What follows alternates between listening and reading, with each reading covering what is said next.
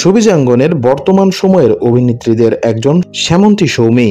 Modelling দিয়ে career শুরু করলেও নাটক সিনেমায় নিজের অবস্থান জানান দিয়েছেন তিনি। পাশাপাশি সম্প্রতি সময়ে কাজ করেছেন বেশ কয়েকটি ওয়েব সিরিজেও।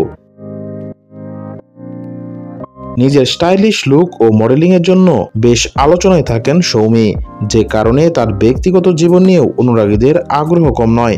সম্প্রতি এক অনুষ্ঠানে হাজির হয়ে এই অভিনেত্রী বলেছেন, বাংলাদেশি ছেলেদের বিশ্বাস করেন না তিনি, কারণ ব্যক্তিজীবনে প্রেমে ছেঁকা খাওয়ার অভিজ্ঞতা রয়েছে তার।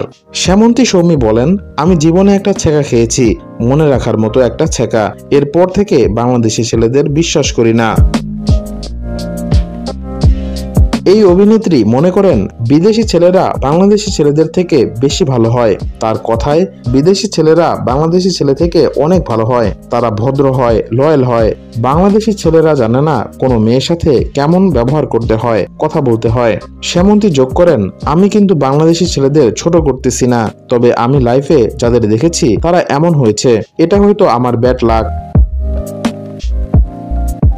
এই অভিনেত্রী আরো বলেন, আমি যেহেতু বিদেশে ঘোরাঘুরি করতে পছন্দ করি, যখন বাইরে যাই তখন বিদেশি ছেলেদের ব্যবহার দেখি, তারা খুব গুড লুকিং, তাদের কথাবার্তা ভালো, তখনই মনে হয়েছে তারা খুবই বিশ্বস্ত ব্যক্তিত্ব। এই সময় নিজেকে সিঙ্গেল দাবি করে এই অভিনেত্রী বলেন, আমি পিওর সিঙ্গেল, এখন আর প্রেম করার সময় নেই, একেবারে বিয়ে করব। যদি কখনো শুনে থাকেন শ্যামন্তী কারোর সঙ্গে প্রেম করছে, তাহলে জেনে নেবেন সেটা ভুয়া।